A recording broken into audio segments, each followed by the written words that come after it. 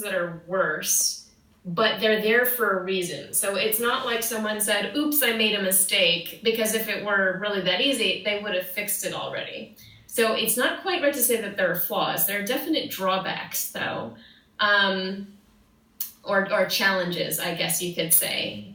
I would say one of the biggest challenges, particularly for the extravehicular spacesuits, is that it is very difficult to size them, to get them to fit people of different sizes, because there's so much expense associated with getting just one spacesuit put together. It becomes very expensive to build one for each individual person. So they try not to do that, or they try to only do it for some parts but not other parts.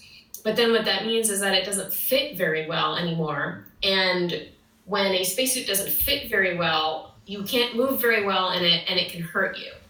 So I would say that's one of the bigger challenges with spacesuits right now. There was actually a problem recently during a spacewalk where they have a little camelback in there. A water bladder where you suck through a flexible straw, and the water is strapped to you because they're out there for a long time and they get thirsty. Anyway, that sprung a leak.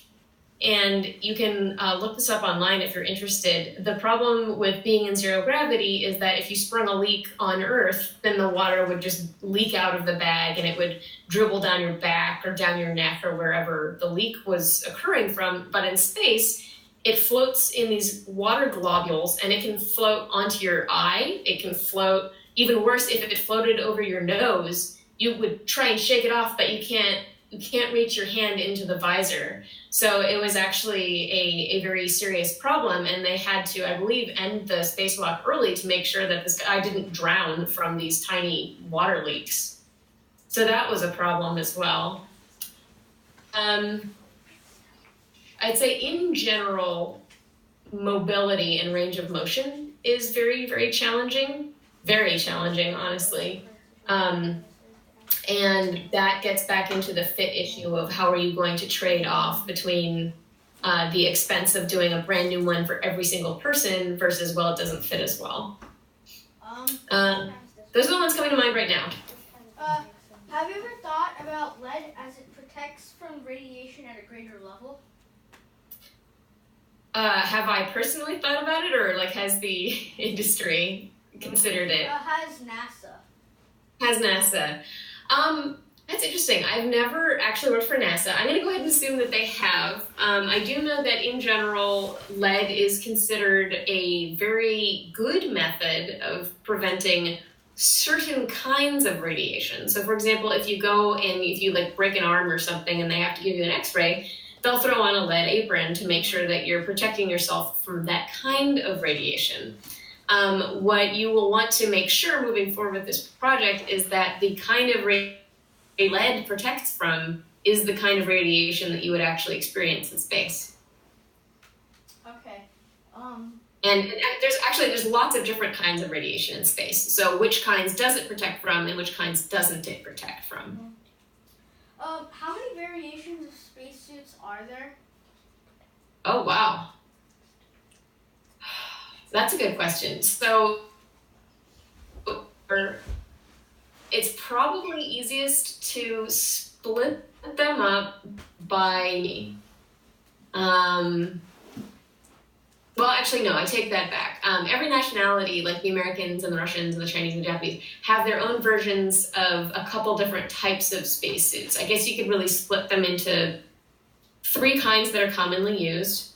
There are kinds that are used when you're only, when you think you're probably only going up to the very edge of the atmosphere. So very, you know, when you just fly in a regular airplane, the pressure tends to go down a little bit and your ears pop.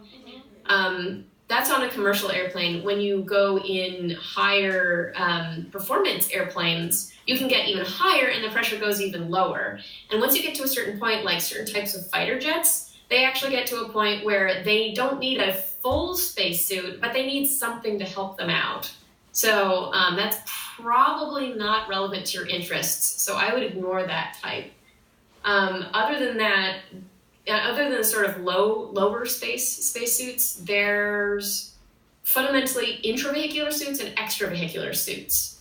Intravehicular suits are probably also not very interesting to you because those are meant to be worn in the case of a depressurization emergency inside the vehicle. That's why it's intravehicular. And at that point, when you're wearing an intravehicular suit, you're relying on the spacecraft to keep you safe from radiation. I suppose you could build some radiation-proof stuff in there as well, but I would say that the trade-offs in terms of mobility and heat and comfort are such that it's not worth it. You're going to be getting the vast majority of your radiation protection from the vehicle itself. The one exception to that might be if you were are you guys familiar with the concept of solar storms? Yes. Yeah. If there were a solar storm during a routine mission, even if you were inside the capsule, you might want to put on an extra protective layer against radiation. And then the third type of spacesuit are the extravehicular spacesuits, and you still don't want to go outside of your vehicle in a solar storm because those can be deadly even with protection on. So I would say those are the three types. There's sort of low altitude, intravehicular, and then extravehicular, where the low altitude is a type of intravehicular. And then there are variants on that theme where there's a difference between an extravehicular spacesuit that you are using to repair the Hubble, for example. So you're just in free space and you're floating. That's one kind of extravehicular spacesuit. But what if you're walking around the surface of the moon or the surface of Mars? Well, then you have a different set of additional problems in addition to the pressure just being low. You now have regolith that can gum up the works. You're dealing with something of a gravitational field. So there are a lot of varieties, and I would probably have to look up a list to be able to list them all out for you now. But those are the general types. What is? Who else has questions? I have a question. Go ahead. So according to you, what are the biggest problems that astronauts face in space today? Wow, it's not necessarily related to spacesuits, you would say? So just anything? Yes. Anything. Long-term, weightlessness. It's very, very damaging to a lot of biological systems to be weightless. It increases the pressure above your heart, and it decreases the pressure below your heart because your heart is the pump that normally acts against gravity. So it usually relies on gravity to help push things below the heart and fights against gravity to push above your heart. So when that goes away, now you're pushing too hard this way and not hard enough that way. Your body will adapt over time. Then it means when you come back to Earth, now you're not pushing hard enough to get blood to your brain or your eyeballs, for example, and there's too much going down to your lower extremities and you don't need that. So that's one system, that's your cardiovascular system that is negatively impacted. It tends to have permanent effects on your eyesight if you stay up long enough. Doctors still aren't quite sure why. They have some theories that, again, has to do with pressure inside your eyeball, which the fancy term for that is intraocular pressure. That's still being studied. There's some concern that it has negative effects on your brain, but that's also something that's still being studied. It tends to decrease your bone mass because your body is actually very good, just as it will adapt to zero gravity with how hard your heart is pumping and in what ways. It will also adapt to not having to hold up the weight of your body against gravity anymore. So you start losing bone mass, you start losing muscle mass. It makes you much more likely to break an arm or damage one of your joints, like your rotator cuff, which is what allows your shoulder to move. So that's a major challenge. And I would say one of the final challenges there is for some reason your immune system doesn't work as well in zero gravity, and no one really knows why that's true. So they take quarantine very seriously before they launch, and the ISS has been used as a laboratory to study T cell signaling, for example, which is one of the white blood cells that are involved in immune response. So honestly, one of the best engineering responses to that is to avoid zero gravity entirely by providing a centrifuge-like transit solution, but that is easier said than done. So we may not be seeing that anytime soon. Did that answer your question? Yeah. Any more questions? Wait, do you have any? Yeah. What do you do at SpaceX? So I can answer really generally, but I'm actually not allowed to talk about SpaceX. And in fact, if you sort of, I'm here speaking as an expert from what I used to do, which is when I used to work on spacesuits for a company called Orbital Outfitters. So generally speaking, at SpaceX right now, I am a human factors engineer, which means that it is my job to physically interface humans with the vehicle. I guess you could say it's my job to make sure that humans don't break the spaceship and the spaceship doesn't break the humans. But unfortunately, I can't really talk more than that. They're very strict about those rules. How are the future spacesuits better for the mission to Mars? How are our future spacesuits better for the mission to Mars? That's an interesting question because it depends on the future spacesuit. We don't know yet because they haven't been invented yet. So if you guys have some good inventions to make spacesuits better than Mars, you're gonna have to tell us and show the world. As we listed before, some of the materials, why are each of these materials used in the spacesuit? Why are they used in the spacesuit? Well, they serve different purposes. So radiation protection is actually one of the secondary concerns on a spacesuit in general. The primary purpose of a spacesuit is to keep your body pressurized the same way we have air pressure on Earth. So almost all of the materials in a spacesuit are going to be providing pressure and breathable air. So there's a term called ECLSS, which is ECLSS, Environmental Control and Life Support Systems. That is most of what a spacesuit is doing. So the there's a bladder layer, which is the sort of balloon part of a spacesuit. And then there tend to be stronger layers that go over that, because if you imagine blowing up a balloon, it's just going to try and be a cylinder or a sphere. Like one of those hot dog animal balloons is a cylinder and a regular balloon is a sphere. And that's not person-shaped. If you took a person-shaped balloon and then tried to inflate it, it would mostly, it's sort of like, have you ever inflated like a latex glove? Oh, yeah. It doesn't look like a hand anymore. It's trying to be a balloon. So what you have to do is, on top of that airproof layer, you have to put a strong layer that can help it hold its shape.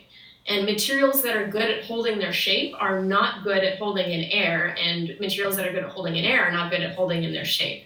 So that's how you wind up with all these layers. You have the polyurethane and other sort of rubbery layers in there to hold the air in, and then you have layers on top of that to help it hold its shape. Then on top of that is when you tend to put any radiation protection that you're going to have, and also any abrasion and puncture protection that you're going to have, just in case you poke yourself on a screw or you're messing around with regolith on the surface of a planet.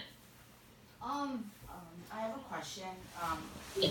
Where do they make spacesuits? Like, what companies make spacesuits? The companies that make spacesuits in the United States, there's one called ILC Dover. There's one called Oceaneering. SpaceX makes their own spacesuits. Orbital Outfitters, the company I used to work for, they used to make spacesuits. I actually am not sure if they do that anymore or not. There are a couple of very small, like 2-person companies that are working on getting spacesuits to work, but they technically haven't sold any. So I'm not sure to what extent you would count that as officially making a spacesuit. There's also David Clark is one of the biggest spacesuit making companies. I would say the biggest 3 in the United States are probably David Clark, Oceaneering, and ILC Dover. What about Boeing? They don't make their own spacesuit. I believe they are purchasing one from David Clark. You'd have to double check me on that. And who makes the current spacesuit? I mean, the ISS, the astronauts in ISS. Who's made those? So, I believe it's the Russians. You're sort of getting to the edge of my knowledge right now, but if you are flying on the only way to get to and from the International Space Station as of right now is on a Soyuz spacecraft. And if you are flying on a Soyuz spacecraft, you are wearing a Soyuz spacecraft spacesuit, which is called the Sokol, S-O-K-O-L, and that is made by the Russians. Okay. And I don't know what company makes them in Russia. As we also listed before in the materials, is there a way we can infuse some of these materials together to make a stronger, kind of longer lasting material? Yeah, I actually think that that's one of the areas that would probably benefit future spacesuits the most, which is just the improvement of material science and the commercial availability of newer, more clever materials. It's not like anyone's inventing brand new science in this area yet, or that I'm aware of, or if so, it's not commercially available yet. But there are more and more things every day that are available in a way that makes it feasible to scale it up to every single spacesuit, for example. The lead tape that you mentioned, I haven't personally seen that, but I can sort of imagine what it is that you are referring to. It would be like a long, skinny strip of lead, basically, right? Wait, so it's literally like sellotape. Like 6 sellotape almost. It's really thick, and it's just like this thin sheet of lead all over it. So looking at like infusing, you could like tape. We could like weave the 2 tapes together, so it makes a single strand of tape that would eventually could be placed on something that. We actually got it. Coach is going to go pick it up and come. He has it. Oh yeah, we got the tape right now. So the one thing that comes to mind with that, and I'm actually not a radiation expert because most of my spacesuit background is with intravehicular suits. So we weren't looking at radiation a lot, even though it was something that I was familiar with from the field in general. But it's worth noting that the radiation protection that normally occurs on extravehicular spacesuits is what you referred to earlier. It's the multi-layer insulation, or MLI. And they actually use that not only in human spacesuits, that's also very common on satellites, and it's what the aluminum foil, like Jiffy Pop looking stuff that you sometimes see on the outside of satellites. It's the same thing. And what that is very, very thin sheets of metal foil made into a baklava, alternating with very, very thin layers of mesh. That is on purpose because the unusual physical properties of various types of radiation is that it's actually better to have a very thin layer of metal and then separation from another very thin layer of metal, which is then separated from another very thin. You don't want them to touch. And again, we're hitting the edge of my knowledge on why that is exactly. But if you just want a layer of metal a thin layer of metal that doesn't touch, another layer of metal that doesn't touch, another layer of metal that doesn't touch, when you stick a mesh in between each of those layers, it keeps them from touching. the weaving that you are envisioning right now would have to have, oh cool, can you hold it up to the camera? Yeah. Neat. You can open it from the box if you want to. Yeah, okay, I'll do it now. And that's the. You don't want the metal to touch the metal. So if you are doing a weave, you would have to incorporate something that prevents the metal from touching. Like this. It's gonna be sticky parts are gonna be like that, and we're gonna weave it together. Okay. I would make sure that you have a method of the metal not touching the metal. Also check the geometry as things are, because a weave has if you look at it in cross section, it's kind of going up and down and up and down. Nice. And show the other tape, Faith. Okay. Pretty cool. This is the polyethylene tape. Gotcha. And this is the lead tape. That's a lead tape. Very cool. Okay. Yeah. Any other questions? Visiting. You guys have any I have questions? one question. Oh, go ahead. So, do you know any spacesuits that are being used for mission to Mars? The missions to Mars right now are in extremely early stages of planning. Okay. So there are certainly early thoughts about what types of space might be used on a mission to Mars, but nothing is locked in yet. I think the most advanced Mars surface spacesuit design that I have ever seen is something that NASA has been working on for a while. I don't even know if it has a name yet because it's gone through a bunch of iterations. People are definitely thinking about it, but as far as mission management and mission planning goes, I think there's a sense that we should mature the rest of the mission parameters a little bit further before we start getting into that level of detail. Thank you. Oh. Who has a question? Any? Do you guys have a quick? Go ahead. Why don't you go up there and There's some more. go closer to the. My question is, NASA's working on a vest that pretty much only protects the chest. Is SpaceX working on a suit that would protect more? I can't talk about SpaceX stuff, I'm sorry. I know that's really frustrating. Okay. Wouldn't you ask about the material that you guys picked for the Yeah, spacesuit? go ahead. Oh, we picked graphene as our material. Has that been tested in space? Ooh. Because we've heard that it went, people near Russia, they tested it, and it came down perfectly and it worked. But do you know anything about that? Well, I don't know anything about it. So my question to you would be, when you say it worked, what worked exactly? What were they trying to do? So Do you know? they basically sent graphene into space, and they were just testing what would happen to the graphene if it was sent, and it came back down with. Did they test its strength? Were they was it threads of it that they were pulling on? No, they just saw a sheet.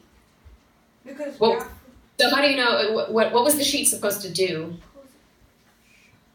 it was just to be sent in space, and then they were just testing if it would come back down. Okay, so I would guess that what they were doing there is looking at certain key material properties to see if they degraded, either just from hanging out in zero gravity, or more likely they put it on the exterior of the ISS or something to see how it would handle the exposed space environment. But by worked, I think you would have to look more into worked how, what was its purpose other than just to exist. But that's actually good to hear. I was unaware that they'd done anything with graphene in space, so that's cool. Okay. Coaches, any questions you have? Anything additional you want to ask Molly? Hi Molly, my name is Srini. I'm not in front of computer. Okay. I have a question. You work with Orbital, the one who was making spacesuits. I worked with, sorry, who? You were working Orbital with Outfitters, yes. Outfitters, yeah. Yeah. So during that tenure, were you? Can you talk on that or no? Oh yeah, no, I can talk about Orbital Outfitters just fine. So my question is, whatever the spacesuits they were making, was there anything that's new than what is currently being used in that you researched there that can be shared? Yeah, so I think so. Most of the focus of Orbital Outfitters was less on new technology, which tends to be expensive to produce. It was more about getting the cost down, because buying a spacesuit is just incredibly expensive. And so if the overall goal is to make space more accessible to everyone who wants to go, you want to make it less expensive. So most of the development that was happening was focused on how do we take what has already been done and make it less expensive. So there wasn't anything super cutting edge, like we weren't trying to use graphene or anything like that. However, we were surveying a bunch of existing spacesuits and cobbling together the least expensive pieces from here and least expensive pieces from there and making sure that they all worked, which they did. I think the one thing that we really wanted to do that no one had done before, and unfortunately we didn't quite make it because the company ran out of money, was we wanted to look at not having a hard helmet. Because the more hard components that you have in a spacesuit, the heavier it gets, the more leak pads you have when you're trying to hold air in, and the more it leaks, the more air you have to feed to just keep it inflated to the right pressure, and the more damage you can possibly do. The Columbia accident investigation report, I believe, is publicly available, and I don't know. I mean, it looks to me like you guys are, what, 6th or 7th graders? You're probably old enough to read some of that. It got a little bit grisly, but it's possible for hard parts to actually do damage in a dynamic environment that can be extremely problematic, fatal even. So we were trying to get rid of a hard helmet, except for the visor. So we were looking at, like, can we do it like a hoodie? And unfortunately, we never quite got there. Okay. But it was really interesting to try. Okay, I've been looking at while I asked them to do research, I myself have been looking at a couple of websites. The CST-100 is one of the new space capsule, I think, that yes. Boeing is working on. Yes. They also have some blue space suits that they're advertising, and very recently, even the current... I believe that David and Clark's, sorry to cut you off, I believe they're buying that from a third party. Oh, okay. I thought, all this it was showing on the Boeing, and they said like it was contracted to them. That's why because I don't know much details into it. It had like a visor which can be just as a hoodie, and then it can be fixed. And also, instead of rings at the joints, they have zippers now. Like waist zipper. Yeah, sorry, they did it. They did the hoodie. Yeah, so that's what I have been looking, but I'm not sure whether this is just an intravehicular suit or is extravehicular suit. That much This looks like it's intravehicular. Oh, okay. Sorry, I'm pulling up pictures of it right now. Yeah, this is an intravehicular suit. Okay, and then they the hoodie. Good for them. That's really exciting. And it has yeah. like where they can fill in air or liquid, I believe. It has a layer where they can fill in air or liquid, and to have better protection. It can be puffed up. And they have like a zipper protection where when they sit, the waist for the expansion and all, they have zipper instead of like rings that they were carrying earlier. So, but only thing is we were not sure if it was intravehicular or extravehicular, and also like what are the layers that they are using. With such a thinner suit to protect them is much better than the previous version of it. Right. Not previous version, the existing suits, I would say. It probably says a lot on the David Clark website. Sorry, this is part of me being out of the game for so long that I didn't realize that they had actually done the soft helmet. let me see if I can find the right website for you. And how much they'll say about their design too. Oh yeah, I forgot they did the Red Bull suit as well. The guy that jumped out of the capsule there. Yeah, he went into space and jumped from there. Freeform. Yep. Same company did that spacesuit as is doing the CST-100 spacesuit. Oh, okay. Commercial place flight chaps. Um, Okay. I have a Vishal. question. Yeah. Just wondering, are astronauts like planning on doing exploration to like exoplanets like TRAPPIST-1 and all that stuff?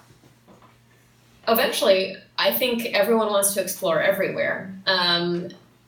Right now, they are the only human exploration missions that I am hearing anyone talk about with any degree of seriousness are Mars, of course, the moon, occasionally near asteroids, and occasionally I'll hear something like, oh, we could go to Venus, but I would strongly suspect that no one is going to start seriously considering anything other than Mars until we have successfully sent humans to Mars. It's just such an attractive target. I mean, I hesitate to call it low-hanging fruit because it's incredibly challenging, but of incredibly challenging things, it's probably the least challenging. There are some great other places to go try send humans. Titan is a good one. Europa is a good one. So there's some really cool places out there, but we're probably going to send probes first. So I would say don't expect to send humans somewhere until a robot has successfully gone. Okay, so how are we? So we want to give credit for our research to you. How are we supposed to do that? Oh, good question.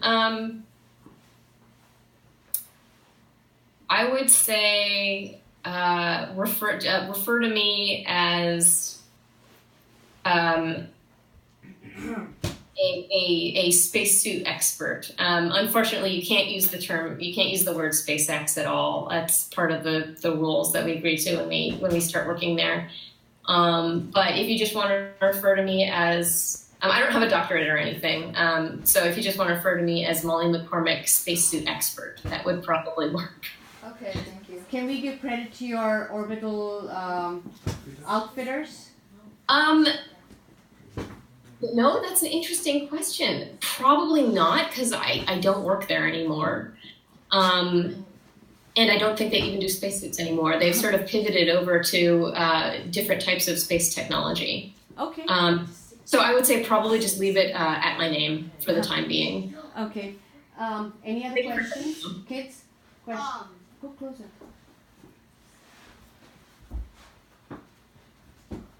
So, as you said, there are 3 types of spacesuits.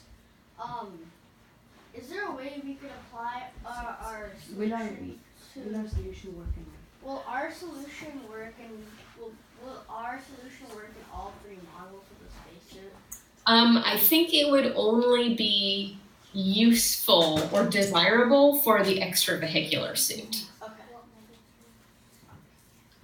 But of the extravehicular suits, I think you could say it's good for both zero-G activity and planetary surface activity.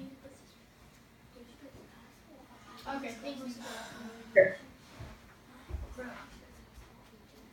Any other questions, team? Anything else? Molly, just to continue what I have asked previously, if you are looking for like David Clark website,